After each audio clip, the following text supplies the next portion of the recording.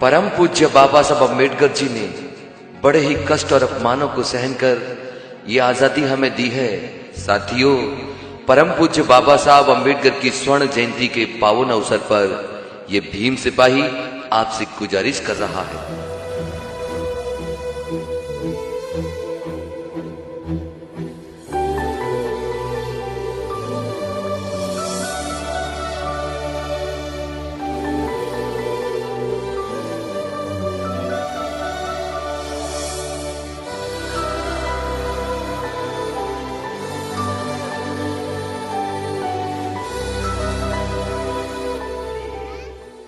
बिल्ली जो है वो ध्यान दिए रहा करती थी।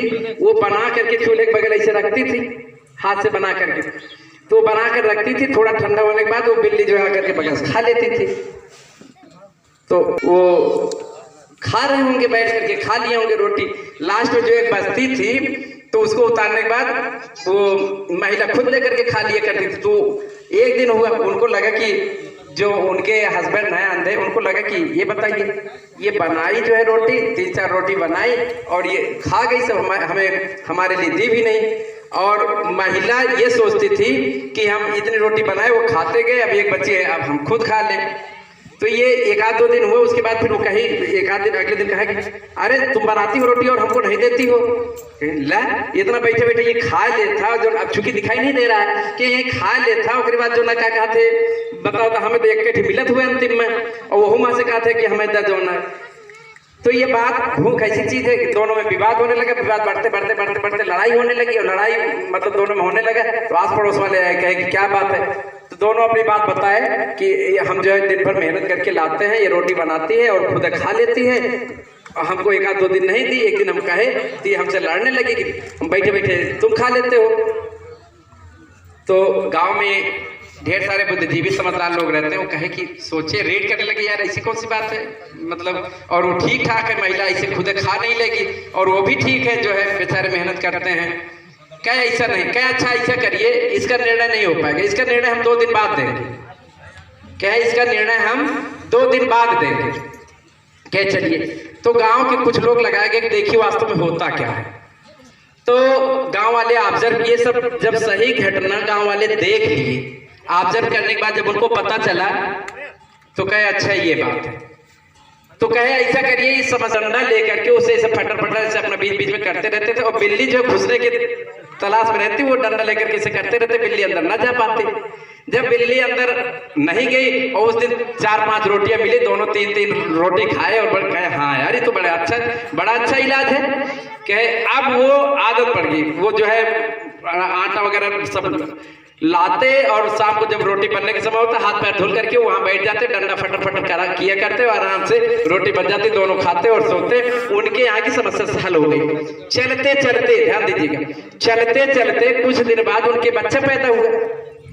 बच्चा जो है अंधा नहीं था, बच्चा आंख का ठीक था वो। और ये परंपरा उनके यहाँ चल रही, चलते चलते चलते चलते बच्चा बड़ा हुआ। बड़े होने के बाद बच्चे की शादी हुई। बच्चे की औरत भी जो है क्या कहते हैं, वो अंधी नहीं थी। जब वो नहीं अंधा था तो भी अंधी नहीं थी। तो जब वो अंधा व्यक्ति, जब उसका बच्चा था, जब कभी कभी वो व्यक्ति कुछ करने लगता था तो बच्चा खाली रहता था, तो वो डंडा फटर फटर करता था बैठ करके। और धीरे धीरे वो दोनों अंधे बूढ़े हो गए। अब जब उस लड़के की औरत रोटी बनाती तो वो लड़का क्या करता, उस डंडे को लेकर वहां बैठकर ऐसे ऐसे फटर फटर करता। कुछ लोग मतलब सबके यहाँ नहीं होता था ऐसे, उनसे पूछे कि यार ये तुम क्या करते, कह रहे चुप रहो, ये हमारे यहाँ दादा बाबू, हमारे बाबू से पहले से ये हो चला है, ऐसे करते रहे। ये डंडा, ये आदत हमारे परिवार की परंपरा है। तो ऐसी होती है परंपराएं। कभी वो रहा होगा, प्रासंगिक रही होंगी।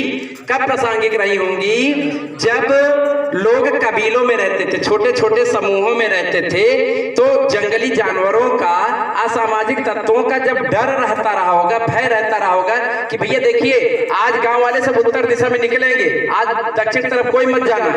तब उस समय प्रासंगिक रही होगी कि दक्षिण की तरफ अगर अकेले कोई चला जाएगा, समूह में नहीं रहेगा, तो कहीं जंगली जानवरों का शिकार न हो जाए, कहीं जो है असामाजिक तत्व चोर लुटेरे उन पर आक्रमण न कर दें। तो उस समय बातें प्रासंगिक रही होंगी।